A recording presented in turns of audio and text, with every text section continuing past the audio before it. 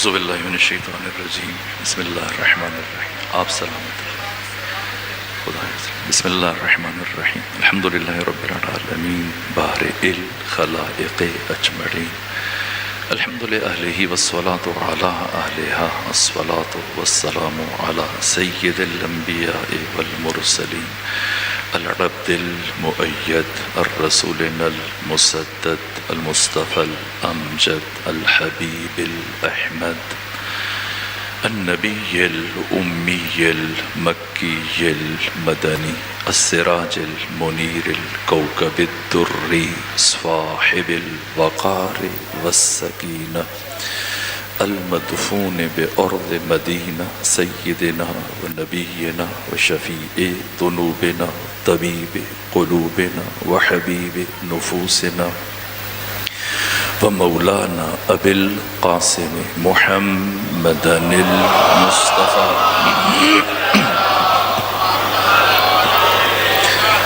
وأهل بيته الأطيبين الأطهرين الأنجبين المعصومين المظلومين ولعنة الله على أعدائهم ومنكري فضائلهم وغاصبي حقوقهم من جوم عداوتهم إلى الآن ومن الآن إلى قيام يوم الدين وبعد يوم الدين أما بعد فقد قال حق سبحانه وتعالى في القرآن بسم الله الرحمن الرحيم والعصر إن الإنسان لفي خسر إلا الذين آمنوا وعملوا الصالحات وتواصوا بالحق وتواصوا بالصبر.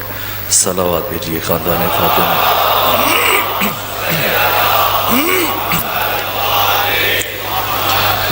جو سلسلہ فکر شروع ہوا آج اس سلسلے کی تیسری مجلس ہے اور مجھے خوشی ہے کہ عزیزان احباب پورے وجود کے ساتھ پوری فکر کے ساتھ اس گفتگو میں شامل ہیں. سوالات کا بھی سلسلہ جو میری خواہش ہوتی ہے کہ ہونا چاہیے اور ساتھ ساتھ ان چیزوں کو میں عرض کرنے کی کوشش کروں گا. سورہ مبارکہ عصر پورے قرآن حکیم کا اسارہ ہے، نچوڑ ہے، فہرست ہے. جس طرح سے قرآن حکیم تمام آسمانی کتابوں اور تمام آسمانی صحیفوں کے لیے اسارہ ہے، خود سورہ مبارکہ عصر قرآن مجید کے لیے اسارہ ہے، جس میں پروردگار نے، جیسے میں کل آپ کی خدمت میں عرض کر رہا تھا، میں نے سیب کی مثال دی. جب باقی کوئی بھی آپ چیز دیکھ لیں اس کے تمام تر مصادیق اسی طرح سے انسان، خواہ وہ بڑا ہے، خواہ وہ چھوٹا ہے، خواہ وہ جوان ہے، خواہ وہ بوڑھا ہے، خواہ وہ خاتون ہے، خواہ وہ مرد ہے، عالم ہے، جاہل ہے، گناہگار ہے، نیک ہے، جس طرح سے بھی ہے، جس خطے سے تعلق رکھتا ہے، گورا ہے، کالا ہے، سفید ہے، کسی ملک سے تعلق رکھتا ہے، کسی خاندان سے تعلق رکھتا ہے، کسی تہذیب سے تعلق رکھتا ہے، پروردگار نے نوع بشر کو خطاب کیا ہے. اور اس سے پہلے جو عصر کی قسم اٹھائی اور عصر سے پہلے الف لام اوقات کی قسمیں پروردگار نے قرآن مجید میں اٹھائی. سورہ مبارکہ تکویر میں اللہ نے صبح کی قسم اٹھائی ہے. سورہ مبارکہ شمس میں پروردگار نے لیل کی قسم اٹھائی ہے. پھر نہار کی قسم اٹھائی گئی ہے. پھر ضحیٰ کی قسم اٹھائی گئی ہے. اسی طرح سے رات کے مختلف حصوں کی قسم اٹھائی گئی ہے. واللیل اذا ادبر. اسی طرح سے سورہ فجر میں رات کے ایک آخری حصے کی قسم اٹھائی گئی. واللیل اذا یسر. یہاں پر جو پروردگار نے عصر کی قسم اٹھائی اس کے 20 مصادیق اور ان 20 کو مد نظر رکھتے ہوئے ہم ایک وقت میں ایک مرحلے میں قرآن مجید کو اس طرح سے خاص نہیں کر سکتے کہ نہ اس سے مراد، نہ یہ قرآن مجید کی جامعیت ہے، یہ قرآن حکیم کی آفاقیت ہے، یہ قرآن مجید کی وسعت ہے. سارے معانی کو قرآن مجید اپنے اندر لیے ہوئے، ہر زاویے سے پھر تفسیر الگ ہوتی چلی جائے گی. جس زاویے دید سے، جس افق پہ کھڑے ہو کر جس نگاہ سے ہم قرآن کو دیکھیں گے، قرآن ہمیں ایک نیا مطلب عطا کرے گا، ایک نیا معنی عطا کرے گا. یہاں پر مطلق عصر کی قسم اٹھائی گی، اس لیے ہم پہلے مرحلے میں عصر کا مطلب عصر کرتے ہیں. والعصر، مجھے عصر کی قسم.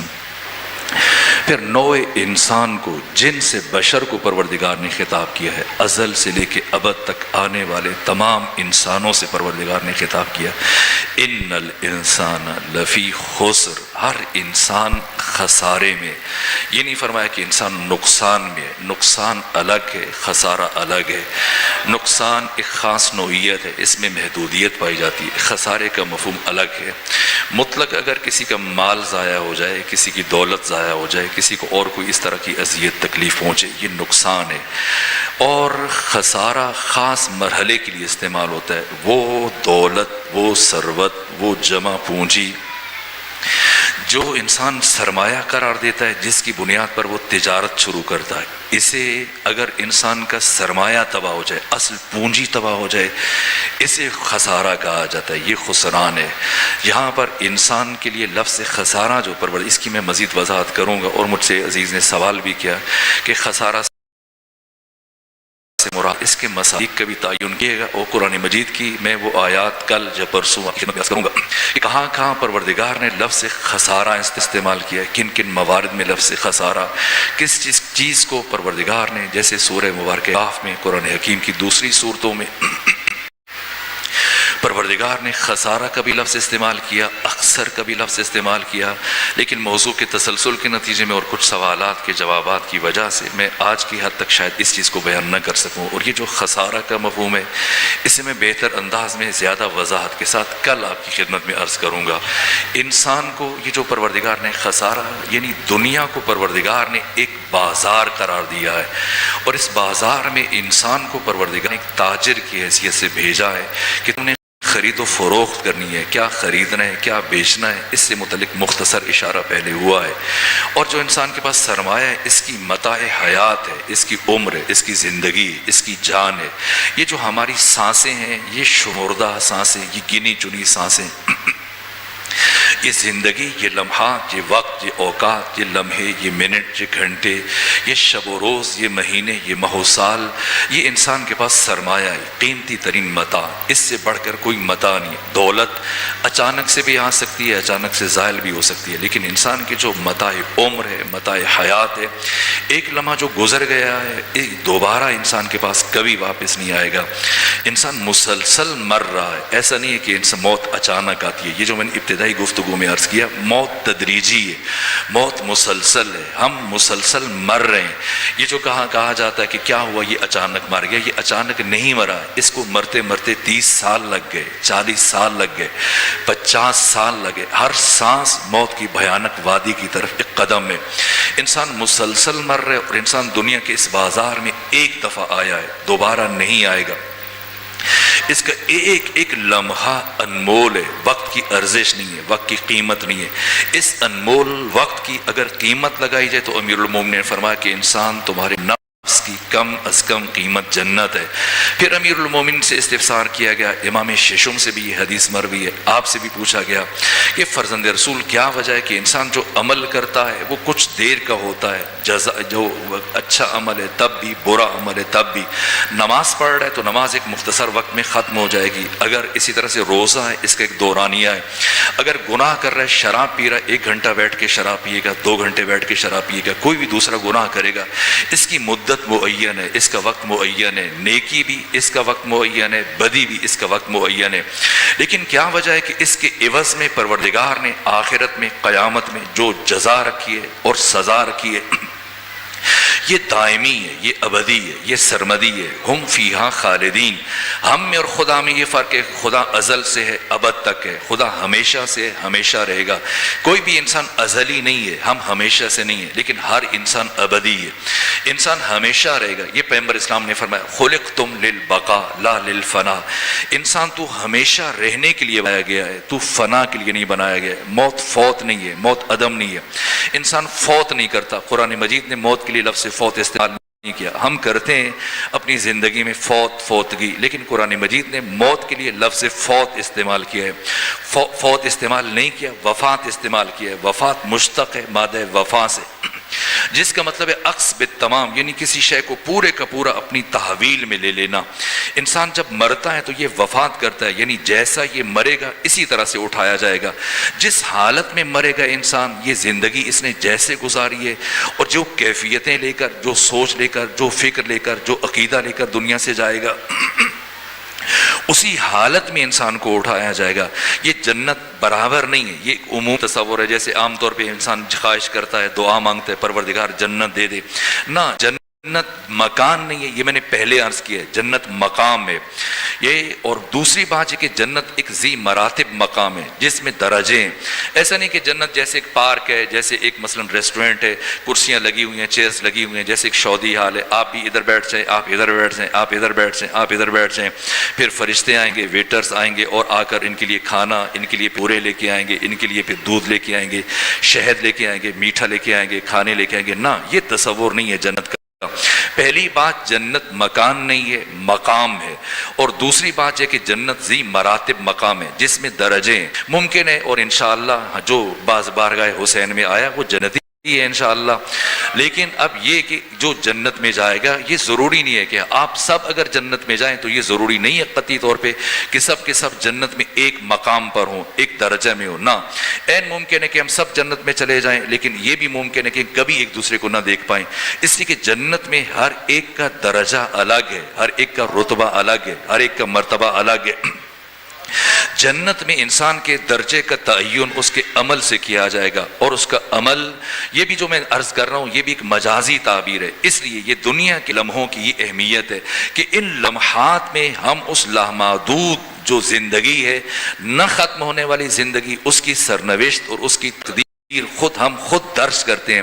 انسان خود اپنے ہاتھ سے اپنی تقدیر لکھتا ہے، یہ لمحے فیصلہ کریں گے۔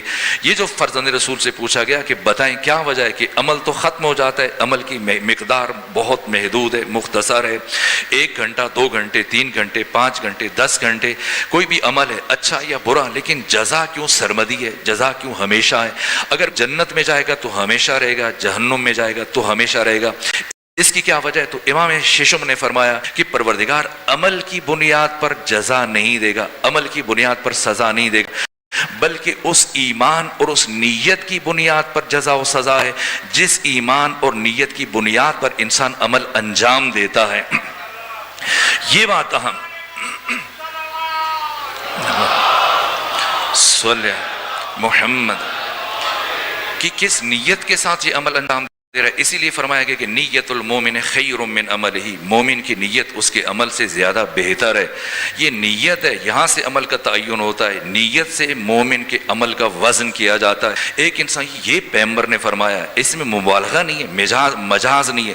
اگر ختمی مرتبہ سے متعلق کوئی عقیدہ کہ شاید ختمی مرتبت نے مبالغہ کر دیا، بات کو بڑھا چڑھا کے بیان کیا، یہ ختمی مرتبت کی عصمت کی نفی ہے، اور جب عصمت کی نفی کرے ختمی مرتبت کی رسالت سے انکار کرنے کے مترادف ہے۔ نہ، ختمی مرتبت کا ہر لفظ جچا تلا اور نپا تلا ہوتا ہے، وہی الہی کے مطابق ہوتا ہے۔ اگر پیغمبر گرامی اسلام جنگ خندق میں، جنگ احزاب میں، جبکہ مولا متقیان جب چل کر جا رہے تھے عمر ابن عبدود کی طرف، تو کسی نے جو پیغمبر گرامی اسلام کے پہلو میں بیٹھا ہوا تھا اور ختمی مرتبہ سے کہا کہ یا رسول اللہ، اس علی کے چلنے کا انداز میں آج تکبر نظر آ رہا ہے، غرور نظر آ رہا ہے۔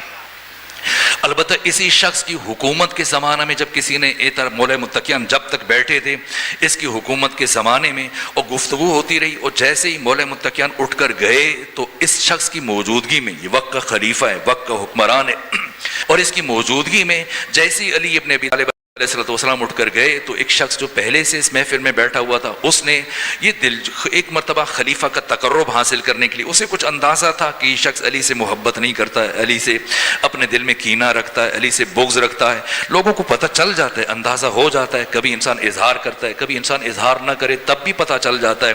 تو اس طرح سے قریبی افراد جو بیٹھے ہوتے ہیں، بالخصوص جو حکومتی اراکین سے قریب ہوتے ہیں یا وقت کے حکمران کے قریب ہوتے ہیں، وقت کے خلیفہ کے پاس ہوتے ہیں، تو یہ تاثر کہ یہ بات کروں گا تو مجھے زیادہ وہ پسند کیا جائے گا، تقرب حاصل ہوگا، زیادہ توجہ مل جائے گی۔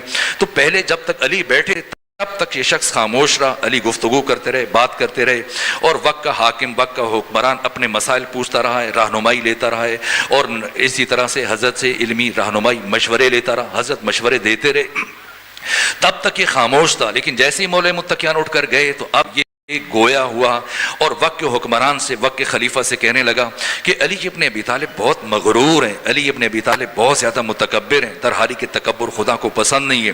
تو خود اس شخص نے یہ کہا تھا کہ پہلی بات جو تو کہہ رہے کہ علی متکبر ہے، تو علی ہرگز متکبر نہیں ہے، لیکن اگر علی تکبر کرنا چاہیں تو اس روئے زمین پر علی وہ واحد شخص ہے کہ جسے اللہ نے اتنا کچھ عطا کیا کہ وہ تکبر کر سکتا ہے۔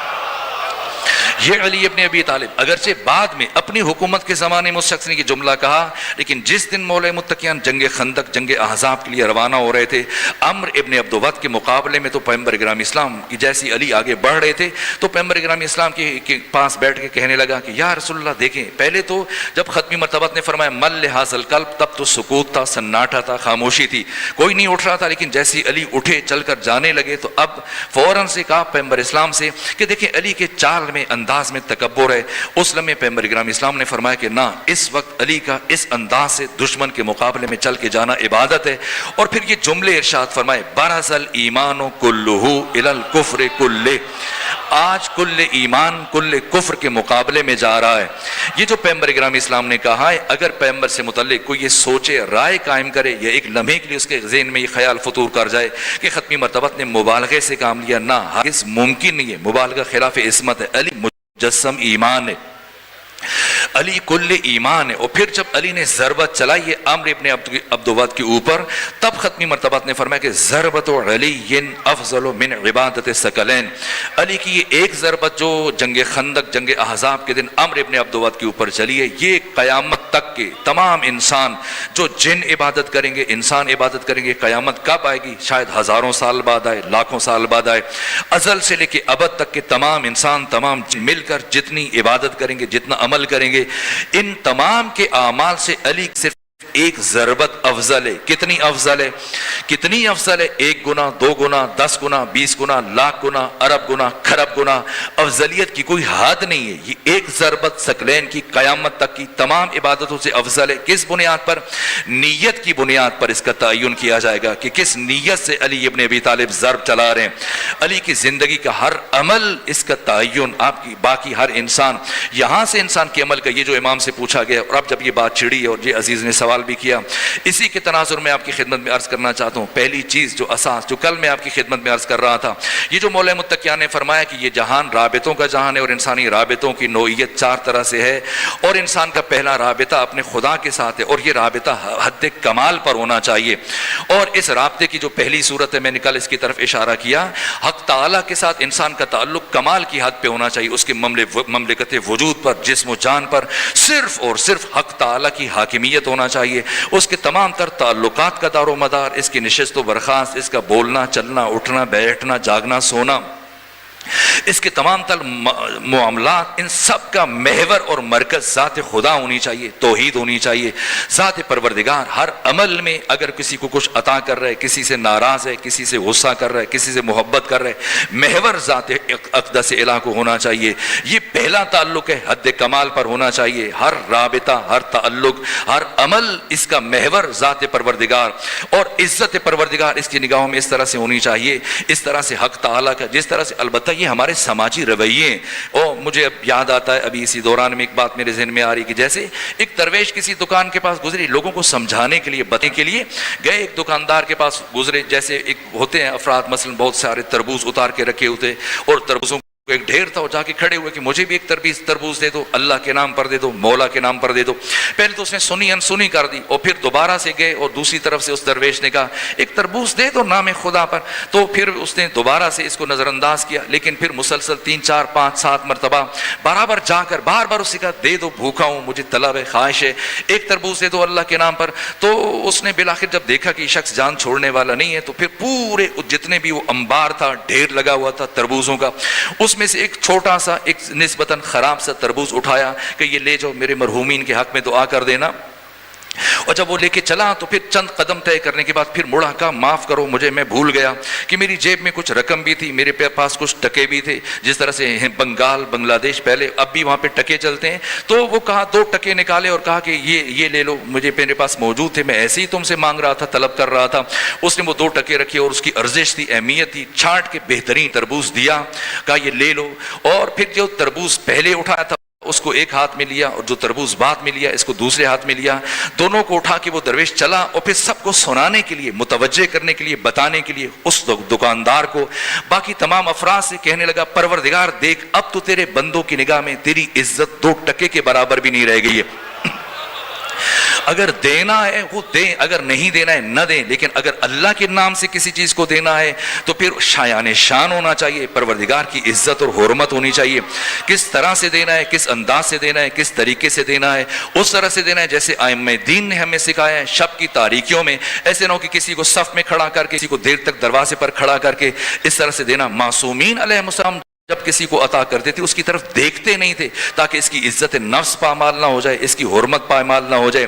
خوب یہ اللہ کی ارزش کتنی ہے انسان کی نگاہ میں، کیا اہمیت ہے، کیا مقام۔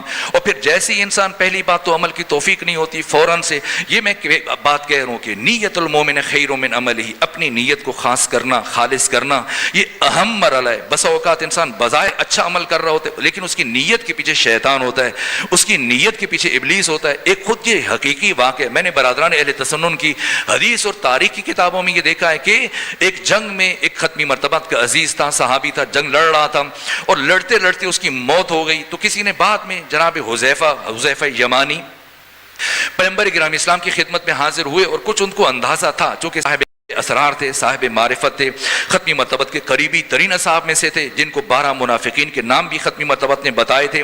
یہ حذیفہ یمان، یہ جلیل القدر شخصیت ایک مرتبہ ختمی مرتبت کے ساتھ بیٹھے، یہ جاننے کے لیے کہنے لگے یا رسول اللہ فلاں تو کل جب میدان جنگ میں بڑی جوان مردی کے ساتھ لڑ رہا تھا اور بڑے اچھے انداز سے لڑ رہا تھا، خدا اس پر رحمت کرے بالآخر شہید ہو گیا، شہید راہ خدا۔ جیسے ہی حذیفہ یمانی نے کہا شہید راہ خدا، ختمی مرتبت نے فرمایا نہ ایسے نہ کہو، وہ شہید راہ خدا نہیں ہے، وہ شہید راہ گدا ہے۔ وہ جناب حذیفہ نے عرض کیا یا رسول اللہ کیوں آپ فرما رہے کہ وہ شہید راہ گدا ہے؟ کہ اس لیے کہ جب وہ جنگ کر رہا تھا تو وہ خدا کے لیے جنگ نہیں کر رہا تھا، جس کافر سے وہ لڑ رہا تھا اس وقت وہ کافر ایک خچر کے اوپر سوار تھا، ایک گدے کے اوپر سوار تھا، اور اس کی پوری کوشش تھی کہ کسی طرح سے میں اس کافر کو قتل کرنے کے بعد اس خچر پر، اس گدے پر قبضہ کرنے میں کامیاب ہو جاؤں، اسے حاصل کرنے میں کامیاب ہو جاؤں۔ تو وہ خدا کے لیے نہیں لڑ رہا تھا، وہ گدے کے حصول کے لیے لڑ رہا تھا۔ یہ نیت ہے، نیت کی بنیاد پر انسان کے عمل کا تعین ہوتا ہے، یہ معصوم نے فرمایا۔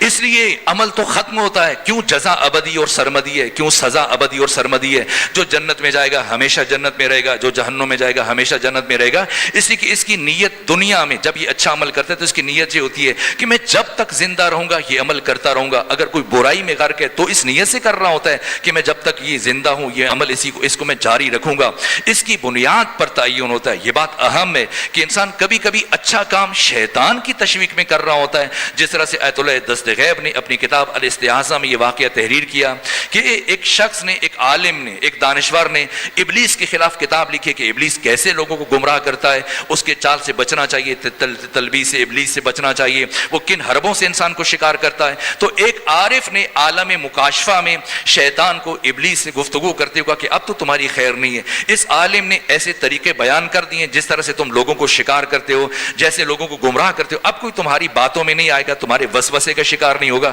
یہ سن کر وہ عارف کہتے ہیں ابلیس مسکرایا اور کہنے لگا کہ نہ، یہ جو اس عالم نے یہ کتاب لکھی ہے یہ میری تشویق پر کتاب لکھی ہے، میرے اکسانے پر کتاب لکھی ہے۔ وہ عارف چونکے، کہا یہ کیا بات کر رہے ہو؟ کہا کہ میں نے اس کے ذہن میں خیال ڈالا کہ اس موضوع پر اس سے پہلے اب تک کسی نے نہیں لکھا ہے، اس موضوع پر اب تک کوئی کتاب موجود نہیں ہے، اگر تو اس موضوع پر کتاب لکھے گا تو ہر طرف تمہاری شہرت بڑھ جائے گی کہ ایسی اس نے بات کر دی ہے، ایسی بات لکھی ہے کتاب میں کہ اس سے پہلے نہیں لکھی گئی۔ کبھی انسان اچھا کام بھی شیطان کے اکسانے پہ کر رہا ہوتا ہے، اس لیے نیت کو خالص کر لینا چاہیے۔ خود نیت کو، اگر نیت کا خلوص کسی نے سیکھنا ہے، میں آگے بڑھنا چاہ رہا تھا اور جس طرح سے رہنمائی کی گئی اور کہا گیا تو ان کے احترام میں چند جملے مزید اس ضمن میں عرض کر دیتا ہوں۔ نیت کا خلوص، یہ بات اہمیت کی حامل ہے، عمل کی اہمیت نہیں ہے۔ عمل سے زیادہ اس نیت کی بنیاد، اس نیت جس کی بنیاد پر یہ عمل انجام دیا جاتا ہے، اس کی نیت ہے۔ اور اگر کسی نے، یہ شیخ سعدی نے کہا کہ اس علی آموز اخلاص عمل، اگر کسی نے اخلاص عمل سیکھنا ہے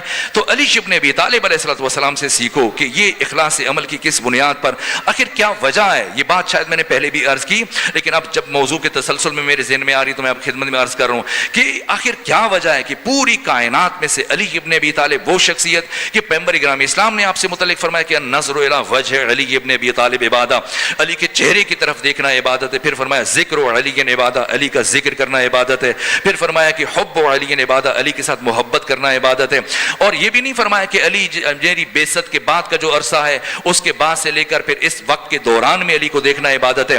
نہ علی کی 63 سالہ حیات طیبہ کا کوئی بھی لمحہ اٹھاؤ اور اس لمحے میں جو علی کا ذکر کرو گے تو یہ خدا کی عبادت ہے۔ یہ بہت عجیب بات ہے، اور ایسا نہیں ہے کہ کسی خاص وقت میں نماز پڑھتے ہوئے علی کو دیکھنا یہ خدا کی عبادت ہے۔ نہ 63 سالوں میں جب بھی کوئی علی ابن ابی طالب کے چہرے کی طرف نگاہ ڈالے گا یہ خدا کی عبادت ہے۔ ایک قطعہ اتنا خوبصورت ہے، میں نے پہلے بھی پڑھا تھا آپ کے سامنے، لیکن میرا جی چاہ رہا ہے کہ میں دوبارہ اسے پڑھ دوں، جو مرحوم افسر عباس زیدی نے کیا خوبصورت انداز سے اس حدیث کی ترجمانی کی۔ یہ جو ختمی مرتبت نے فرمایا کہ النظر الی وجہ علی ابن ابی طالب عبادہ، اس کی ترجمانی کرتے ہوئے مرحوم افسر عباس زیدی نے کہا کہ اگرچہ اس سے تجھے بغض ہے، کدورت ہے، اگرچہ اس سے تجھے بغض ہے، کدورت ہے، مگر وہ دین کی سب سے بڑی ضرورت ہے۔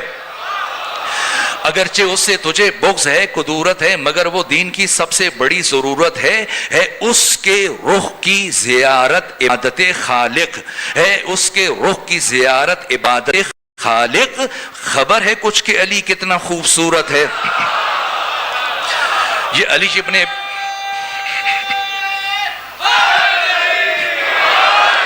یہ علی ابن ابی طالب بالآخر راز و رمز کیا ہے، علی کی زندگی کا محور کیا ہے؟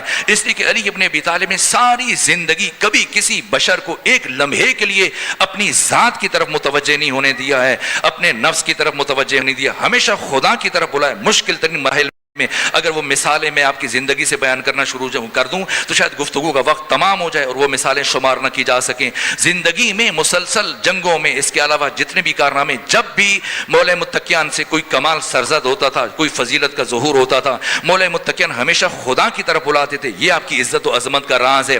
یہ علی کون ہے؟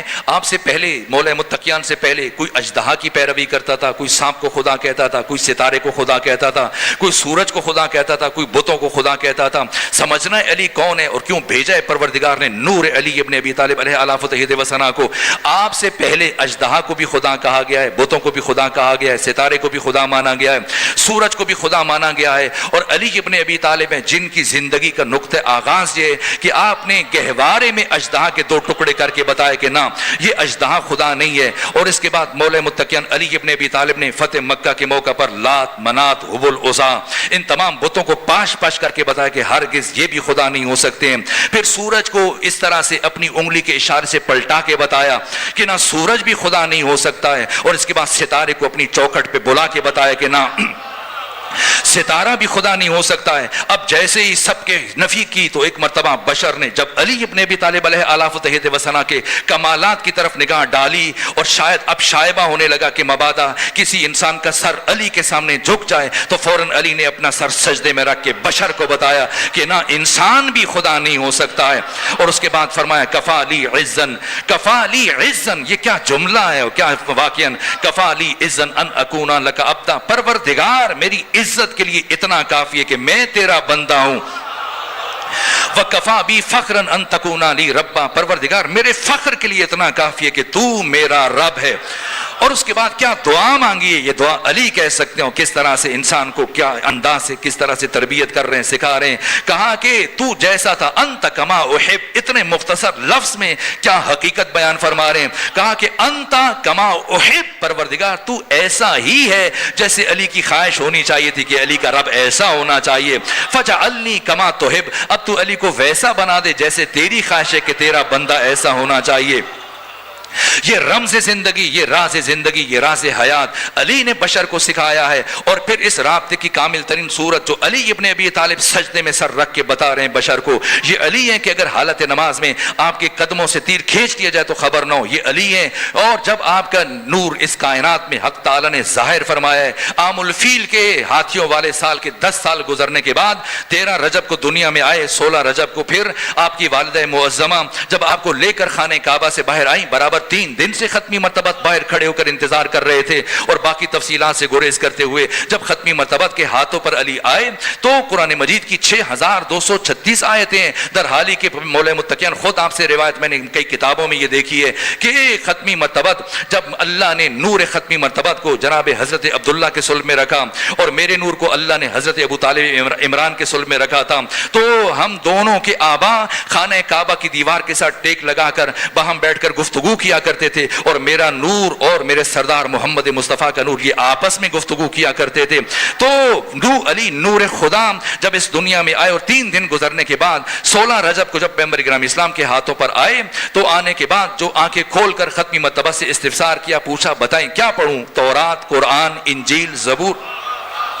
ختمی مرتبت نے قرآن، تو قرآن کی 6236 آیتیں ہیں۔ تو اب نزول قرآن سے اتنا عرصہ پہلے مولا متقیان جب پوچھ رہے ہیں کہ کیا سناؤں، تورات نازل ہو چکی، انجیل نازل ہو چکی ہے اور زبور نازل ہو چکی، قرآن نازل نہیں ہوا، لیکن اس کے باوجود جب مولا متقیان فرما رہے ہیں تو ختمی مرتبت نے فرمایا کہ قرآن سنائیں۔ پورے قرآن مجید سے ختمی مرتبت کی نے جب خواہش کی تو مولا متقیان نے سورہ مبارک مومنون کی 11 آیتوں کا انتخاب کیا۔ یہ پہلی 11 آیتیں پڑھی ہیں۔ ایک طرف قرآن مجید فرما رہے کہ ان الانسان لفی خسر، ہر انسان خسارے میں، اور علی دنیا میں آ کر اپنے مومن کے لیے کہاں سے بات شروع کر رہے ہیں؟ قد افلح المومنون، مومن کامیاب ہے، مومن خسارے سے محفوظ ہے۔ کون؟ جس کی خصوصیات کو 8 خصوصیات کو پھر مولا متقیان نے بیان فرمایا۔ پہلی خصوصیت کہ قد افلح المومنون، وہ کہ جو اپنی نمازوں میں خشوع کرتا ہے۔ یہ نہیں فرمایا کہ جو نماز پڑھتا ہے نہ مومن، یہ تو ممکن نہیں ہے، یہ تصور نہیں کیا جا سکتا کہ ایک مومن نماز میں غفلت کرے، سستی کرے، نہ۔ نماز اگر کوئی نہیں پڑھتا ہے تو وہ سرے سے مسلمان نہیں۔ یہ قرآن مجید نے فرمایا اقیموا الصلاۃ ولا تکونوا من المشرکین، نماز قائم کرو، مشرک نہ بنو، یعنی جو تارک الصلاۃ ہے یہ قرآن مجید کی نگاہ میں مشرک ہے، نجس ہے۔ یہ مومن کے بارے میں تصور نہیں کیا جا سکتا کہ وقت گزر جائے اور وہ نماز نہ پڑھے۔ مجھے آیت اللہ تقی بہجت کا یہ جملہ یاد آ جاتا ہے جب ایک جوان نے ان سے کہا کہ آیت اللہ تقی بہجت، میں نے آقا امام زمانہ کے ساتھ یہ وعدہ کیا تھا، نظر مانی تھی، منت مانی تھی کہ اگر کبھی زندگی میں میری نگاہ کسی نامحرم خاتون پر اٹھی تو اپنے نفس کو سزا دینے کے لیے اور اپنے آپ کو تنبیہ کرنے کے لیے، میں نے خود کو اس گناہ سے روکنے کے لیے یہ نیت کی تھی، امام زمانہ کے ساتھ وعدہ کیا تھا کہ اگر زندگی میں کبھی میری نگاہ کسی نامحرم پر اٹھی تو میں ایک ہی ظرف میں، ایک ہی بشقاب میں، ایک ہی برتن میں کتے کے ساتھ کھانا کھاؤں گا۔ اور کہا آیت اللہ تقی بہجت آپ نائب امام ہیں، میں پریشان حال ہوں، میں اپنے نفس پر قابو نہ رکھ سکا اور میری نگاہ نامحرم پر اٹھ گئی ہے، لیکن اب مجھے ہمت نہیں پڑتی کہ ایک ظرف میں کتے کے ساتھ بیٹھ کر کیسے کھانا کھاؤں۔ تو آیت اللہ تقی بہجت جو صاحب کرامات شخصیت گزری ہیں اور بہت ہی زیادہ ان کی کرامات اور ان کی شخصیت کے پہلو ہیں، تو یہ آیت اللہ تقی بہجت نے جو جواب دیا ہے اس جوان کو، کہا کہ میں تمہیں ایسی بات بتا دیتا ہوں کہ اگر تم انجام دو تو تمہارا وعدہ امام زمانہ کے ساتھ کیا ہوا یہ پورا ہو جائے گا، تمہاری یہ عہد اور منت پوری ہو جائے گی اور تمہیں برا بھی نہیں لگے گا۔ تو کہا کہ بتائیں کیا کروں؟ تو کہا آج جب آذان ہو، نماز کا وقت داخل ہو، تو اس دوران میں تلاش کرو کسی ایسے فرد کو، کسی ایسے شخص کو کہ نماز کا وقت شروع ہونے کے بعد ختم ہو جائے اور اس سارے دوران میں اس شخص نے نماز نہ پڑھی ہو، تم اسے بلاؤ، اس کے ساتھ بیٹھ کر کھانا کھا لو، تمہارا امام زمانہ کے ساتھ عہد پورا ہو جائے گا۔ ترک نماز کی اصلاً جو سرے سے جو نماز نہیں پڑھتا ہے وہ مسلمان نہیں ہے، نہ وہ جو نماز میں غفلت کرتا ہے، وہ جو نماز میں سستی کرتا ہے، جائز نہیں ہے۔ جس طرح سے مثلاً بعض افراد سمجھتے ہیں کہ اگر ایک شخص اب کھڑے ہو کے نماز نہیں پڑھ سکتا تو بیٹھ کے نماز پڑھے، بیٹھ کے نہیں پڑھ سکتا لیٹ کے پڑھے نماز، لیٹ کے نہیں پڑھ سکتا اشارے کے ساتھ نماز پڑھے۔ وہ جو کھڑے ہو کر نماز نہیں پڑھ سکتا یہ اس کے لیے سہولت ہے کہ بیٹھ کر نماز پڑھے جو بیٹھ کر نہیں پڑھ سکتا۔ البتہ بعض افراد ہیں جو سجدہ نہیں کر سکتے ہیں، اب سجدہ نہیں کر سکتے ہیں تو وہ سرے سے کرسی پہ بیٹھ کے نماز شروع کرتے ہیں، نہ ان کی نماز باطل ہے۔ اگر وہ سجدہ نہیں کر سکتے قیام کر سکتے ہیں، جو کام کیا جا سکتا ہے وہ اسی طرح سے کھڑے ہو کر قیام کرنا ہے، کھڑے ہو کے قیام کریں اور پھر جب آپ نے سجدے میں جانا ہے تو چلیں آپ سجدگاہ کو اٹھا لیجئے، پیشانی کے ساتھ لگا لیجئے۔ جتنا انسان کر سکتا ہے اس میں گنجائش نہیں ہے، جو نہیں کر سکتا ہے اس میں ترخیص رکھی گئی ہے۔ اسی طرح سے نماز انسان اگر وسعت ہے نماز کے اوقات میں کہ ظہر کا وقت مثلا مغرب سے اتنی دیر پہلے تک ہے کہ جتنی دیر میں 4 رکعتیں خاص پڑھی جا سکیں تو یہ عصر کے ساتھ مخصوص ہے، اس میں ظہر ادا نہیں کر سکتے. انسان نماز کو تاخیر میں ڈالے اور اتنی تاخیر میں ڈالے 1 گھنٹہ 2-3 گھنٹے گزر جائیں. یہ تخفیف کر رہا ہے, یہ نماز کو سبق سمجھ رہا ہے, اس کی نماز قبول نہیں ہے. یہ سہولت جو وقت کی سہولت ہے یہ صرف ایسے شخص کے لیے ہے کہ جو شخص اگر اس نے پہلے اب مصروف تھا, اس کے پاس عذر تھا, سفر میں تھا, کسی ایسی مشکل میں تھا کہ وہ نماز میں تاخیر ہو رہی ہے, تب اس سہولت سے فائدہ اٹھا سکتا ہے. ایسا نہیں کہ بیٹھ کے اخبار پڑھ رہا ہے, ڈرامہ دیکھ رہا ہے, کسی کے ساتھ باتیں کر رہا ہے, کسی کام میں مصروف ہے, اچھا چلیں کوئی بات نہیں ابھی تو وقت پڑا ہے تھوڑی دیر کے بعد پڑھ لوں. اس کی نماز قبول نہیں کی جائے گی. اس نے نماز کو سبق سمجھا ہے. ایک نماز اور اس جو مولا متقیان نے یہ جو 11 آیات تلاوت کی, صلوات بھیجیے خاندان فاطمہ پر.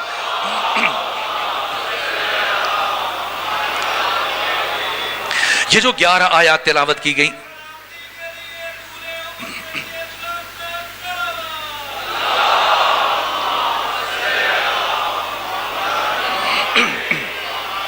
نماز کے نام پر صلوات کی آواز تھوڑی دھیرے ہو گئی, کم ہو گئی.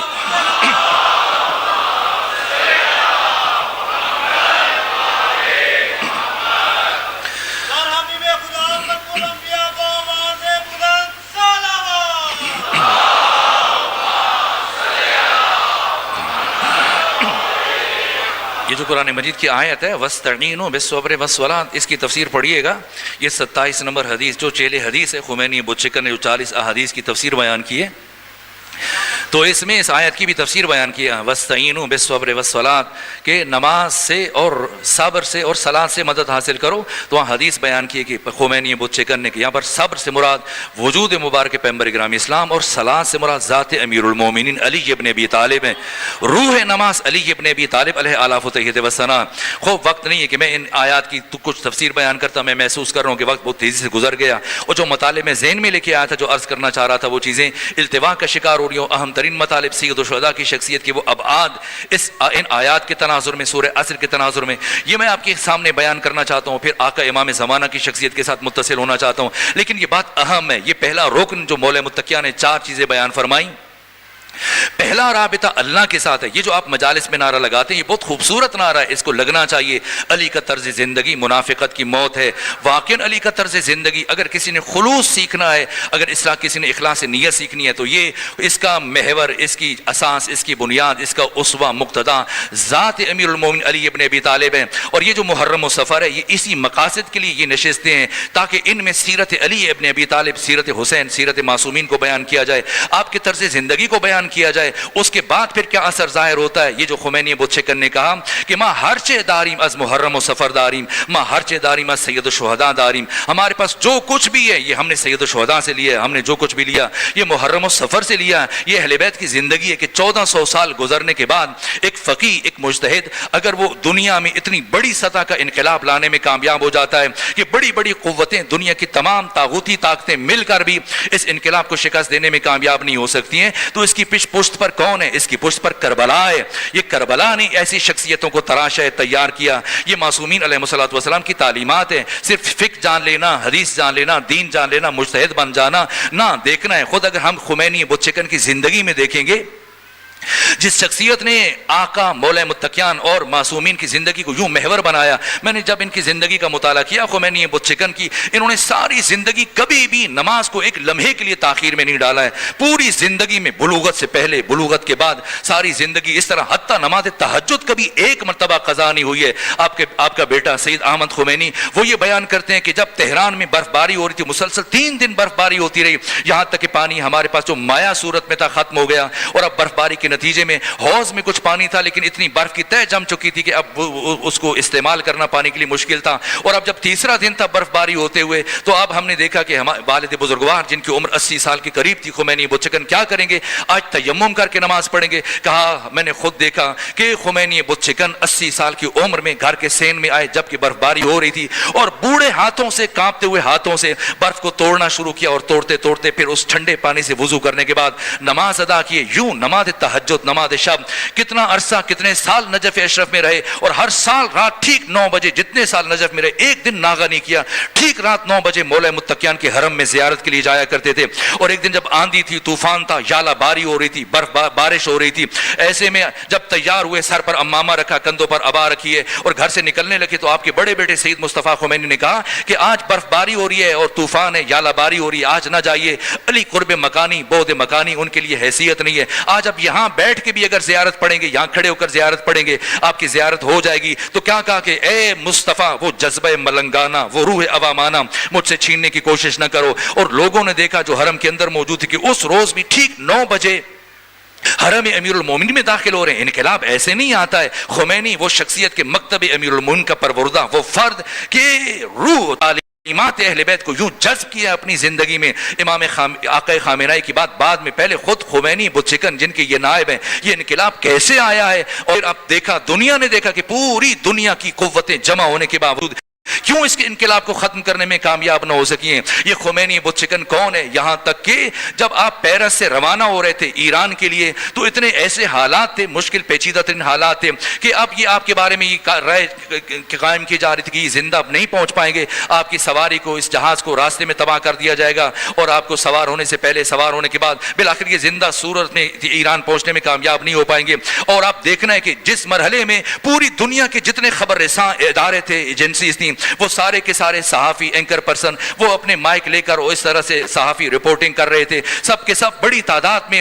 خمینی بتشکن یہ جب پیرس سے روانہ ہو رہے تھے ایران کو, پوری دنیا کی نگاہیں اس وقت گڑی ہوئی تھیں کہ اب کیا ہونے جا رہا ہے. اور یہ سارے افراد جیسی گفتگو شروع ہوئی ہے, اور ابھی 5 سے 7 منٹ گزرے تھے, ہر سیاسی قائد اور راہبر اس کا یہ مطمع نظر ہوتا ہے کہ اس کی فکر, نظریہ دور تک, دیر تک لوگوں تک پہنچے, سب کو پتہ چلے میرا منشور کیا ہے, میرا مقصد کیا ہے. تو اتنی بڑی تعداد میں جب پوری دنیا میں براہ راست آپ کا یہ پیغام نشر ہو رہا تھا, صرف 7 منٹ گزرنے کے بعد ایک مرتبہ اپنے بیٹے سید احمد سے کہا, احمد مجھے لگ رہا ہے کہ نماز کا وقت داخل ہونے قریب ہے, کہ صرف 1 منٹ باقی ہے. نہیں کہا کہ میں نے نماز پڑھنی, فوراً کہا والسلام علیکم ورحمۃ اللہ وبرکاتہ, اور فوراً نماز کے لیے کھڑے ہو گئے. یہ نماز کی اہمیت ہے, نماز انسان کو بناتی ہے. یہ جو بیان کیا جا رہا ہے خود نماز معلم ہے. یہ شیخ الرئیس بو علی سینا جن سے متعلق کہا جاتا ہے استاد ناشناس معلم, ایسا دانشور معقولات میں بھی منقولات میں بھی, یہ بے نظیر معلم اور استاد جس نے کسی استاد سے نہیں سیکھا, جس کا کوئی استاد نہیں ہے. یہ بو علی سینا فلسفے میں, حیات میں, ریاضی میں, ہندسہ میں, جیومیٹری میں, موسیقی میں, مختلف علوم میں 10-20 کتابیں لکھی ہیں, یہاں تک کہ شفا میں, اسی طرح سے اور باقی موضوعات میں جو آپ کی کتابیں موجود ہیں. یہ بو علی سینا, انہوں نے زندگی میں صرف 1 دن استاد کے پاس گئے, اور جب استاد سے پوچھا اور استاد نے جب سوال کا جواب نہ دے سکے, پھر دوبارہ کسی استاد کے سامنے نہیں بیٹھے. اور یہ بو علی سینا جس سے متعلق خمینی بتشکن نے کہا کہ لم یکن لہ کفوا احد, انبیاء کے بعد, ائمہ کے بعد کوئی شخص علم میں بو علی سینا کا ہم پلہ نہیں ہے. کسی نے استاد ایت اللہ جوادی عاملی سے پوچھا کہ بتائیں بو علی سینا سنی تھے یا شیعہ تھے؟ کہنے لگے کیا پوچھتے اس شخص سے مذہب کے بارے میں جس کا استاد نماز کے علاوہ دوسری چیز نہیں تھی. جب بھی کسی مشکل میں گرفتار ہوتے تھے بو علی سینا تو فوراً کھڑے ہو کر 2 رکعت نماز ادا کرتے تھے, اور پھر وہ مسئلہ ان کے لیے حل ہو جاتا تھا. نماز معلم ہے, نماز انسان ساز ہے, نماز انسان کو سکھاتی ہے. اسی طرح سے اور بہت ساری شخصیت, حکمت مطالعے کے بانی, ایک مرحوم ارسطو کا فلسفہ ہے جسے حکمت مشائین کہا جاتا ہے, چونکہ وہ چلتے ہوئے پڑھاتے تھے. ایک فلسفہ اشراق ہے, اور تیسرا فلسفہ جو مشرق کا فلسفہ ہے یہ صدر المطالعین حکیم مرحوم ملا صدرہ کا فلسفہ ہے. اور مرحوم ملا صدرہ جب بھی زندگی میں کسی علمی مشکل میں مبتلا ہوتے تھے تو فوراً سے معصوم قم کے حرم میں آ کر 2 رکعت نماز ادا کرتے تھے, اور اس کے بعد وہ مسئلہ ان کے لیے حل ہو جاتا تھا. اور اکثر آپ ان کی تفسیر اور باقی کتابوں کے نیچے دیکھیں گے یہ لفظ لکھا ہوتا ہے ھذا مما الہمنا اللہ تعالی, یہ وہ ہے کہ جسے اللہ نے میرے اوپر الہام کیا ہے.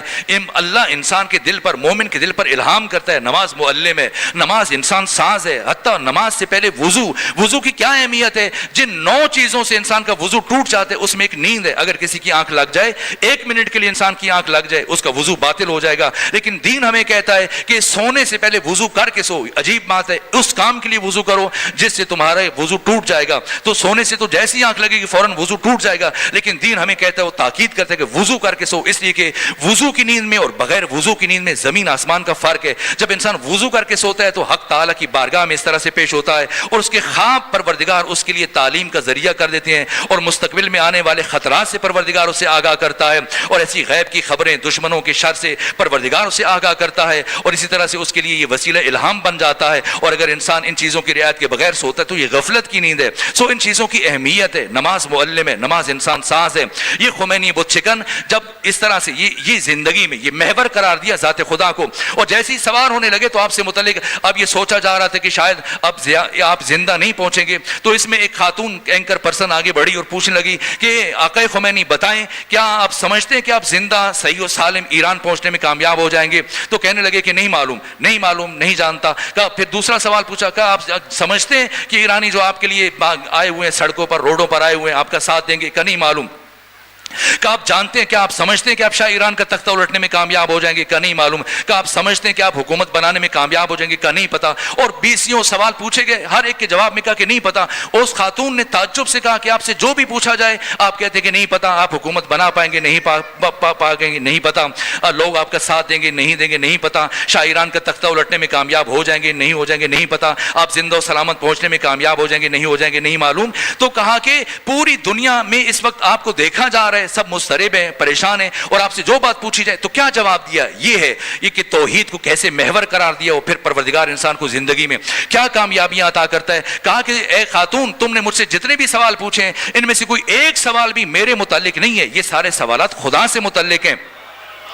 میں زندہ پہنچوں گا نہیں پہنچوں گا خدا جانتا ہے، میں حکومت بنا پاؤں گا نہیں بنا پاؤں گا خدا جانتا ہے، میں شاہ ایران کا تختہ الٹنے میں کامیاب ہو جاؤں گا نہیں ہو جاؤں گا خدا جانتا ہے، ایرانی قوم میرا ساتھ دے گی نہیں دے گی یہ خدا جانتا ہے۔ تو مجھ سے میری بات پوچھو کہ میں اگر کسی نے میرا ساتھ نہ دیا میں تب بھی جاؤں گا، میں تب بھی طاغوت کی مخالفت کرتا رہوں گا۔ اگر دنیا کی کسی ملک نے مجھے پناہ نہ دی میں اسی طرح سے بارڈروں کے اوپر چکر لگاتا رہوں گا، لیکن کبھی بھی طاغوت کی غلامی کا توق اپنی گردن میں نہیں پہنوں گا۔ یہ خمینی بت شکن، یہ انقلاب ایسے نہیں آ جاتا ہے، کیوں آقا امام زمانہ نے تائید فرمائی ہے۔ اور پھر سید علی خامنہئی، بس میرا جی چاہ رہا ہے کہ میں ایک جملہ آ چکے ابتدائی مجلس سے اور پھر ہم آگے بڑھ جائیں گے، ایک جملہ آپ سے متعلق عرض کروں۔ 86 سالہ کیا زندگی گزاری ہے، یہ جو میں وقت کی اہمیت بیان کروں۔ کچھ لوگ ہیں اس کائنات میں ایسے انسان کہ جنہوں نے واقعاً زندگی سے وقت سے اپنا حصہ اس طرح سے قبول کیا کہ ایک لمحہ ضائع نہیں جانے دیا۔ آقا خامنہئی جب آپ 3 سال مسلسل آپ کو مختلف 6 وقتوں میں قید میں رکھا گیا تو 15 پارے قرآن مجید کے قید کے ایام میں اپنے حفظ کیے ہیں۔ اس طرح سے وقت سے استفادہ کرنے والے یہ آقا خامنہئی، اور پھر آپ اپنی زندگی میں ایک ایک لمحے سے جس طرح سے آپ نے جہد اور تسلسل کے ساتھ زندگی گزاری ہے، خوبصورت ترین زندگی، اور اس کے بعد جو شہادت ہے جس طرح سے شہید کے متعلق اور خمینی بت شکن، اور اس کے بعد آقا شہید مرتضیٰ مطہری کہ شہید کون ہے، شہید مرتضیٰ مطہری کا میں شرمندہ ہوں کہ وقت بہت کم رہ گیا لیکن میں 2 جملے سمیٹ کر گفتگو سمیٹنا چاہتا ہوں۔ یہ شہید مرتضیٰ مطہری نے اپنی کتاب میں فرمایا کہ شہید کا خون تلوار سے زیادہ طاقتور ہے، اس لیے کہ تلوار جسم کو کاٹتی ہے لیکن شہید کے خون میں اتنی طاقت ہے کہ وہ تاریخ کے دھارے کو بدلنے کی صلاحیت رکھتا ہے۔ یہ سید علی خامنہئی کے خون نے تاریخ کے دھارے کو بدل کر رکھ دیا ہے، دنیا کو بتایا ہے انبیاء ائمہ کے بعد اس روئے زمین پر جس انسان نے اپنے خون کی سب سے بھاری قیمت وصول کی ہے یہ سید علی خامنہئی ہے۔ اور خود یہ جو کتاب ہے شہید صلح الحسن شیخ رازی علیہ یاسین کی، جب آقا خامنہئی کہتے ہیں کہ میں نے میری زندگی کی خواہش تھی کہ میں صلح امام حسن مجتبیٰ پر ایک جامع کتاب لکھ کے جاؤں، اور میں نے 100 سے زیادہ جب صفحات لکھ چکا تو پھر اس دوران میں میری نگاہ شیخ رازی علیہ یاسین کی تاریخی کتاب صلح الحسن پر پڑی۔ اس کتاب کو میں نے شروع سے لے کے آخر تک پڑھا، اور اس کتاب کو پڑھنے کے بعد میں اس نتیجے پر پہنچا کہ میں جتنی کوشش کر لوں زحمت کر لوں میں اس سے بہتر کتاب نہیں لکھ پاؤں گا، اس لیے میں نے کتاب لکھنے کا ارادہ ترک کر دیا، اور میں نے ارادہ کیا کہ میں اس کتاب کا عربی سے فارسی میں ترجمہ کروں۔ شیخ رازی علیہ یاسین کی کتاب جس سے متعلق سید شرف الدین عاملی صاحب المراجعات نے یہ تاریخی جملہ اس کی تقریض میں لکھا ہے کہ یہ کتاب اس کا حرف حرف کرامت پر مشتمل ہے، اور یہ تائید امام زمانہ کے بغیر ممکن نہیں کہ اس موضوع پر، اس پیچیدہ ترین موضوع پر اتنی بہترین اور عظیم کتاب لکھی جا سکے۔ سید علی خامنہئی نے اس کتاب کا ترجمہ کیا، اور اس کی تقریر میں جو جملہ کہا ہے وہاں بیان کیا ہے، فلسفہ شہادت کو بھی بیان کیا ہے، فلسفہ حیات کو بھی بیان کیا ہے. کہا کہ اور آپ نے اگر وہ ویڈیو دیکھی ہوگی کہ ایک بچہ جب خواہش کرتا ہے آقا خامنہی سے کہ آپ دعا کریں کہ اللہ مجھے شہید کرے تو کیا جواب دیا ہے؟ کہا کہ پہلے 60 70 سال 80 سال زندگی گزارو، خوب پڑھو لکھو کام کرو، اور پھر اس کے بعد شہادت کے لیے خود کو تیار کرو، آمادہ کرو. اسلام شہادت برائے شہادت کو نہیں مانتا. یہ جملے بہت وزنی جملے، اسی میں ان کو تکرار کر کے آگے بڑھ رہا ہوں. یہ خود فلسفہ کربلا کو سمجھنے کے لیے جملے اہمیت رکھتے ہیں، اس لیے میں ان جملے کے بیان کر کے آپ کی زحمت کو تمام کروں کہ اسلام شہادت برائے شہادت کو نہیں مانتا. اسلام کے نزدیک شہادت کی اہمیت کب ہے؟ تب جب کہ ایک بڑے اعلی و عرفہ ہدف اور مقصد کا حصول منحصر ہو شہادت میں، اور اگر اس مقصد کا حصول زندہ رہنے میں منحصر ہے پھر اسلام کہتے ہیں کہ نہ، اب تم نے شہید نہیں ہونا ہے، اب تم نے زندہ رہ کر ان مقاصد کے حصول میں اپنا کردار ادا کرنا ہے. یہ بڑی وزنی بات ہے جو میں آپ کی خدمت میں عرض کر کے جا رہا ہوں. اسے اپنے حافظ سے محفوظ رکھیے گا، اس سے متعلق سوچئے گا جو بیان کر کے. اس بات کو اتنا جلدی بیان نہیں کرنا چاہیے تھا لیکن وقت کی تنگی کے باعث میں اس چیز کو بیان کر رہا ہوں. لیکن سید علی خامنہی جو آپ نے زندگی گزاری ہے اور آپ کی شہادت جو پوری عالمی سطح پر ہزاروں کی تعداد میں احباب عزیزان اہل تسنن اہل تشیع جب ان کی شہادت ہوئی ہے، بڑے اہل سنت علماء کے علاوہ عوام آ کر ہمارے گلے لگ کر روتے رہے. پوری دنیا میں اس طرح سے آپ کی شہادت نے جو اثر چھوڑا ہے، راز کیا ہے، وجہ کیا ہے؟ وہی وجہ ہے یہ جو مولا متقیان فرماتے کہ جہان رابطوں کا جہان ہے، اور ان میں سے پہلا رابطہ خدا کے ساتھ ہے. یہ دیکھنا ہے کہ علی خامنہی کون ہے، اس خون کی جو اتنی بھاری قیمت وصول کی ہے اس کی اساس کیا ہے؟ عشق خدا ہے، معرفت خدا ہے. وہ جملے جو میں نے مولا متقیان سے متعلق عرض کیے تھے، اور اب ایک جملہ سید علی خامنہی سے متعلق عرض کر کے میں آپ کی زحمتوں کو تمام کر رہا ہوں. شرمندہ ہوں کہ میں آپ زیادہ مطالب نہیں بیان کر سکا اور موضوع کی طرف نہ بڑھ سکا، لیکن کل سے وہ جتنے سوالات ہم نے قائم کی آگے بڑھیں گے. لیکن بس میں آخری جملہ عرض کر کے آپ کی زحمت کو تمام کرنے لگا ہوں. کہا کہ جب آپ زاہدان گئے تھے، زاہدان آپ جانتے ہیں کہ ایران کے جو سرحدی علاقے ہیں جیسے بندر عباس ہے، جس طرح سے زاہدان ہے، یہ سنی نشین علاقے ہیں. ان میں زیادہ اہل سنت زندگی گزارتے ہیں. جو درمیان میں ہے جیسے مشہد ہے، قم ہے، کاشان ہے، تہران ہے، یہاں پر زیادہ اکثریت اہل تشیع کی ہے. اور جو سرحدی علاقے ہیں ان میں اہل سنت زیادہ زندگی گزارتے ہیں. تو جو زاہدان ہے، جو زمینی سفر کرتے ہیں، زیارات کے لیے جاتے ہیں ایران، تو وہ زاہدان سے گزر کر جاتے ہیں. تو تافتان بارڈر ہے، یہاں سے 1 گھنٹہ پر آگے جاتے ہیں زاہدان.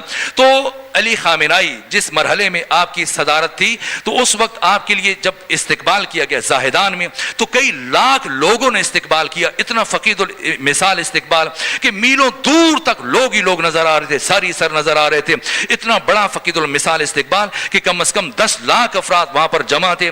اور جیسی وہ تقریر کر کے وہ جملہ جو میں عرض کرنا چاہ رہا ہوں، آپ کی محبوبیت کا راز کیا ہے، آپ کی کامیابی کا راز کیا ہے، اس زمانے میں آقا امام زمانہ کا سپاہی ہونے کا جو آپ کو افتخار حاصل ہوا ہے، اس کا راز و رمز کیا ہے، اس کی وجہ کیا ہے، اس کی اساس کیا ہے؟ اس لیے کہ آپ کی زندگی کا محور توحید ہے. یہ معصومین سے درس سیکھا گیا. یہ جو علی کا طرز زندگی منافقت کی موت ہے، اس کا یہ عملی ثبوت جو ہم نے آپ کی زندگی میں دیکھا کہ جیسی تقریر کر کے اترے 10 لاکھ سے زیادہ افراد کے اجتماع سے خطاب کرنے کے بعد اینکر پرسن نے آپ سے سوال کیا کہ آقا خامنہی بتائیں کیسا محسوس کر رہے ہیں؟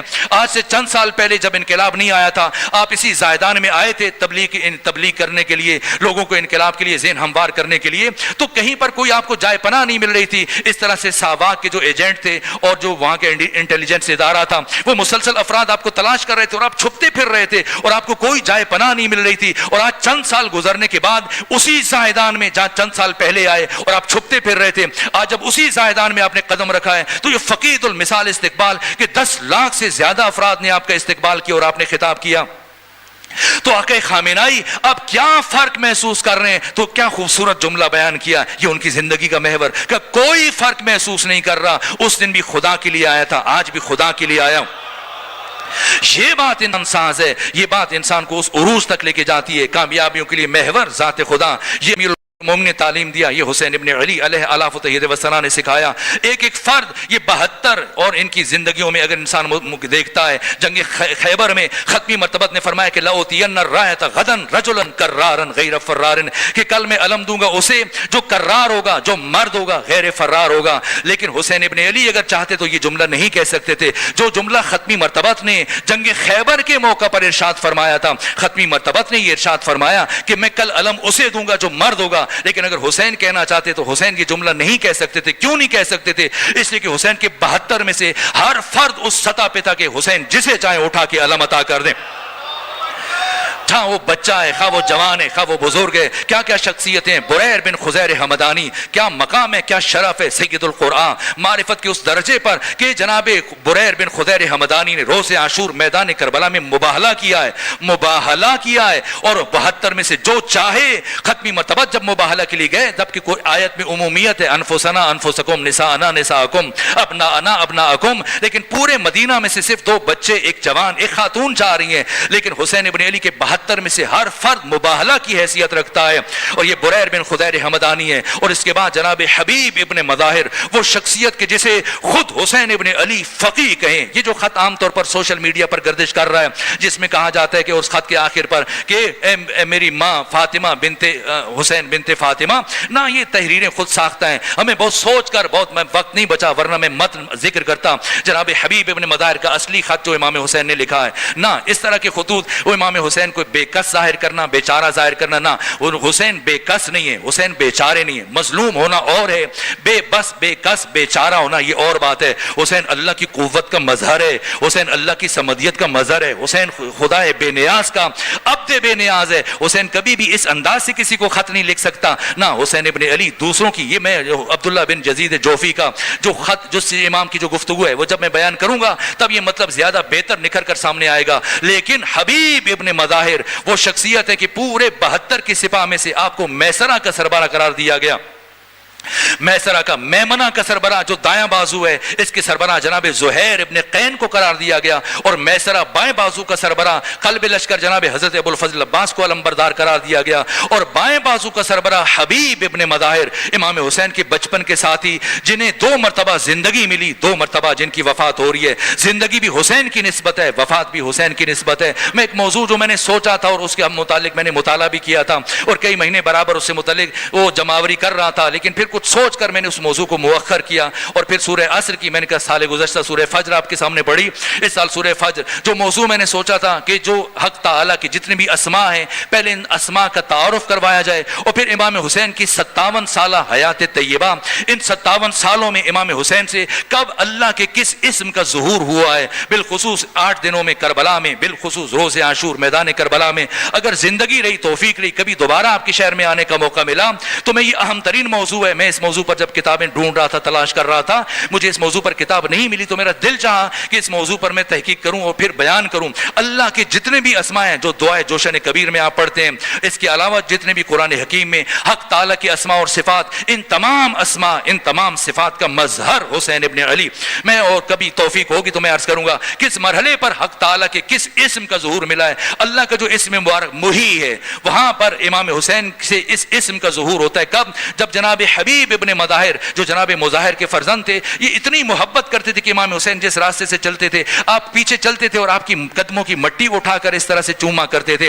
یہ حبیب ابن مظاہر عاشق حسین، محب حسین، یہاں تک کہ اکثر اپنے بابا سے کہتے کہ بابا آپ کہیے نا پیغمبر اسلام سے کہ وہ اپنے بیٹے حسین ابن علی کے ہمراہ ہمارے گھر کھانے کے لیے آئیں. اور مسلسل جناب مظاہر سے جب کہتے رہے تو ایک دن جناب مظاہر ختمی مرتبت کی بارگاہ میں گئے، عرض کیا یا رسول اللہ میرے بیٹا مسلسل مجھ سے اصرار کرتا ہے اور اگر آپ زحمت فرمائیں میرے گھر آئیں، اپنے بچوں کے ہمراہ کھانے کے لیے تشریف لے کے آئیں. اور جیسے ہی پیغمبر گرامی اسلام نے دعوت قبول کی، یہ معتبر ترین کتب میں نے یہ روایت دیکھی ہے، جیسے ہی ختمی مرتبت نے دعوت قبول کی اور وہ دن جب معین ہوا ہے تو اب دعوت شام کی ہے یا دن میں ہے، لیکن جناب حبیب ابن مظاہر صبح سے اپنے گھر کی چھت پہ کھڑے ہو کر انتظار کر رہے ہیں، ابھی حسین آ جائیں گے، ابھی حسین آ جائیں گے. یہاں تک کہ مسلسل کئی گھنٹے انتظار کرتے رہے اور پھر گھر کی جو چھت ہے اس کی مڈیڑ پر اس طرح سے کھڑے تھے حالت انتظار میں، نگاہیں گلی کے موڑ پر گڑی ہوئی تھیں کہ ایسے میں اچانک سے آپ کا قدم لڑکھڑایا اور گلی میں گرے اور وہاں پر وفات ہو گئی ہے. لیکن یہ جناب مظاہر آپ کے پدر بزرگوار اتنی عالی ظرف شخصیت تھے کہ انہوں نے اپنے بیٹے کو حبیب کو گھر میں اس طرح سے لٹایا اور ایک سفید پارچہ ڈال دیا اور پھر پیغمبر گرامی اسلام جب تشریف لائے تو نہیں بتایا کہ وہ میرے گھر میں نے ان کو دعوت دی ہے اور وہ مہمان کی حیثیت سے آ رہے ہیں اور میں اپنی پریشانی ذکر کروں، پہلے کھانا کھا لیں گے پھر اس کے بعد بتایا جائے گا کہ اس طرح سے حادثہ پیش آ گیا، میرے بیٹے کی وفات ہو گئی ہے، اور جیسی دسترخوان لگا ہے، کھانا چن دیا گیا ہے، ایک مرتبہ ہاتھ دھلانے کے لیے جناب مظاہر آگے بڑھے تو سید الشہداء حسین ابن علی، آپ جب پیغمبر اسلام نے کہا حسین آپ شروع کریں، آپ ہم سے چھوٹے ہیں، سب سے پہلے آپ کھانے کی طرف ہاتھ بڑھائیں، تو کہا کہ بابا نانا میرے میزبان تو یہ مظاہر تو میرے میزبان نہیں ہے، مجھے تو حبیب نے بلایا ہے، تو جب تک میرا میزبان نہیں ہوگا تو کیسے میں کھانا شروع کر سکتا ہوں؟ اب ایک مرتبہ برداشت نہ کر سکے، تحمل نہ کر سکے، اور جناب مظاہر ایک مرتبہ عرض کیا، گریہ کرنا شروع کیا اور دست ادب جوڑ کے عرض کیا فرزند رسول اب حبیب دنیا میں نہیں رہے، اب ان کی وفات ہو چکی ہے۔ حسین ابن علی یہ سننا تھا اس میں مبارک محیی کا مظہر حسین ابن علی، اور یہ جملہ ارشاد فرمایا کہ یہ کیسے ممکن ہے کہ جس نے مجھے دعوت دی، جس نے مجھے بلایا ہے، وہ مجھ سے ملے بغیر دنیا سے چلے جائے؟ اور پھر آئے اور آ کر یہ وہ مرحلہ تھا جہاں اس میں اعظم تلاوت کیا، حبیب زندہ ہوئے، یہ زندگی بھی حسین کی وجہ سے ہے اور آپ کی وفات بھی عشق حسین میں ہوئی تھی، آپ کے انتظار میں گرے تھے۔ یہ حبیب ابن مظاہر اتنی عزت ہے، اتنی شان ہے، اتنا مرتبہ ہے، اتنا مقام ہے کہ امام حسین نے جو خط لکھا تھا لفظ فقیہ کا ہے، جیسے حسین فقیہ گئے، اتنی جلیل القدر شخصیت ہے۔ باقی خط کا متن اگر آنے والے دنوں میں عرض کروں گا، یہاں تک کہ جیسی جناب حبیب میدان کربلا میں آئے اتنی خوشی کا اظہار کسی اور کے آنے پر نہیں ہوا کیا گیا تھا جتنا حبیب، چاروں طرف سے آوازیں بلند ہو رہی تھی، حبیب آ گئے، حبیب آ گئے، حبیب آ گئے، یہاں تک کہ جیسی آوازیں خیام حسینی تک پہنچی ہیں تو ثانی زہرا نے جناب فضہ سے پوچھا کیا بات ہے؟ کہا کہ جناب حبیب آئے، تو انہوں محمد کو بلایا اور بلانے کے بعد کہا کہ چل کر جناب حبیب کو کہیے گا کہ آپ کو امیر المومنین علی ابن ابی طالب کی بیٹی سلام کہتی ہیں۔ تو ایک مرتبہ جیسے ہی ایک مرتبہ سلام پہنچا ہے، جناب حبیب ابن مظاہر تڑپنے لگے اور اس طرح روئے، چیخ آپ کی چیخ نکل گئی ہے، اور اس کے بعد کہنے لگے آقا یہ اتنی غربت آ گئی آپ پر کہ اب نبی زادیاں اپنے غلاموں کے لیے سلام بھجوا رہی، نبی زادیاں اپنے غلاموں کے لیے سلام بھجوا رہی ہیں۔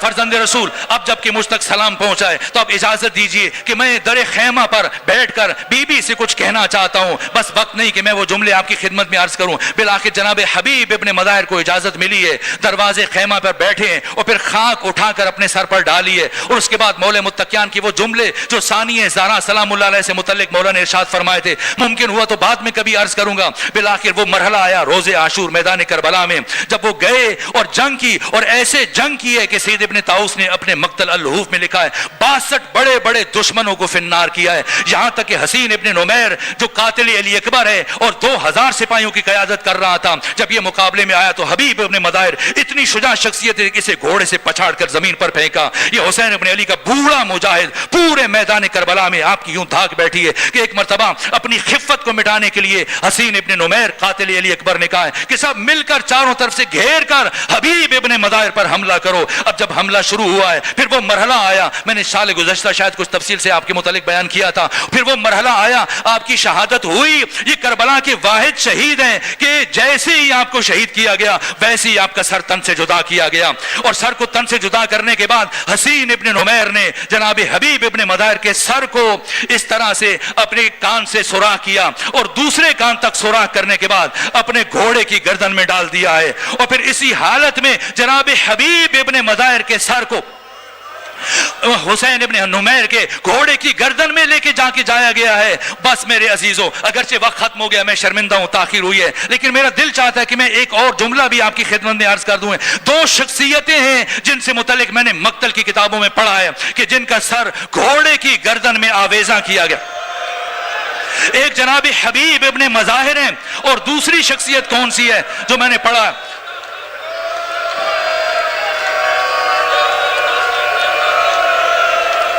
دوسری شخص، اگر مجھے اجازت دیں بس میں دو جملے عرض کروں، وقت تمام ہو رہا ہے، دو جملے عرض کروں، یہاں تک کہ جب وہ کون سی شخصیت ہیں جس شخصیت کا سر گھوڑے کی گردن میں آویزاں کیا گیا ہے، یہاں تک کہ زید ابن ارقم صحابی رسول ایک مرتبہ جب 12 محرم کو کوفہ میں اس قافلے سے سامنا ہوا تو امام سجاد کو سلام کیا، بڑی گفتگو ہے، طولانی روایت ہے، میں چھوڑ کر بس دو جملے عرض کر رہا ہوں، اور سلام کرنے کے بعد پھر وہ مرحلہ آیا جب شہیدوں کے سروں کا تعارف شروع ہوا، اور ایک مرتبہ جناب زید ابن ارکم نے پوچھا آقا حسین سے، آقا یہ سر جو تلاوت کر رہا ہے یہ سر کس کا ہے؟ کہا پہچانا نہیں جناب زید یہ میرے بابا حسین کا سر ہے۔ اس کے بعد پوچھا یہ جو دو سر ایک ساتھ نظر آ رہے ہیں، فرمایا یہ میری زینب کے اون و محمد کے سر ہیں۔ پھر ایک مرتبہ پوچھا کہ آقا یہ جو چھوٹے سے نیزے پر ایک پیارا سا سر نظر آ رہا ہے، یہ جو چھوٹے سے نیزے پر ایک پیارا سا سر نظر آ رہا ہے یہ سر کس کا ہے؟ فرمایا زید اسے تو کبھی نہیں پہچان پائے گا، یہ میرے 6 مہینے کے بھائی، یہ میرے 6 مہینے کے بھائی علی اصغر کا سر ہے، جسے قبر سے نکال کر دوبارہ ذبح کیا گیا اور بعد میں نیزے پر بلند کر دیا گیا۔ اور اس کے بعد بس میں آخری جملہ عرض کروں، ایک مرتبہ زید ابن ارکم نے گھوم کر چاروں طرف شہداء کے سروں کی طرف دیکھنا شروع کیا، اور دیکھنے کے بعد ایک مرتبہ امام سجاد سے پوچھا فرزند رسول کیا عباس نے ساتھ نہیں دیا؟ کیا عباس نے ساتھ نہیں دیا؟ امام نے فرمایا خاموش ہو جائیے، اگر آپ میرے جد رسول اللہ کے صحابی نہ ہوتے میں آپ سے ناراض ہو جاتا۔ تو ایک مرتبہ زید کہنے لگے فرزند رسول مجھے معاف کیجئے، میں نے اس لیے پوچھا ہاتھ قاسم کا سر نیزے پر، ہاتھ اون و محمد کا سر نیزے پر، ہاتھ علی اصغر کا سر نیزے پر، مجھے عباس کا سر کہیں نظر نہیں آیا۔ امام نے فرمایا زید وہ دیکھ سفید گھوڑے کی گردن میں میرے چچا عباس کا سر ہے، اگر برداشت کر سکیں تو کس طرح سے جناب عباس کے سر کو گھوڑے کی گردن میں آویزاں کیا گیا۔ جو میں نے پڑھا جناب عباس کے ایک کان سے سوراخ کیا، دوسرے کان تک اس میں سے رسی کو گزارا گیا، کربلا سے کوفہ، کوفہ سے شام، سارے سفر میں یہ سر گھوڑے کی گردن میں رہا۔ ایک مرتبہ زید نے پوچھا فرزند رسول کیا وجہ ہے عباس کا سر نیزے پہ نہیں ہے گھوڑے کی گردن میں؟ تو امام نے فرمایا کئی مرتبہ دشمنوں نے میرے چچا عباس کے سر کو نیزے کی بلندی پر بلند کیا، لیکن جب میرے چچا عباس کے سر نے نیزے کی بلندی سے علی کی بیٹیوں کو، محمد کی نواسیوں کو سر برہنہ دیکھا،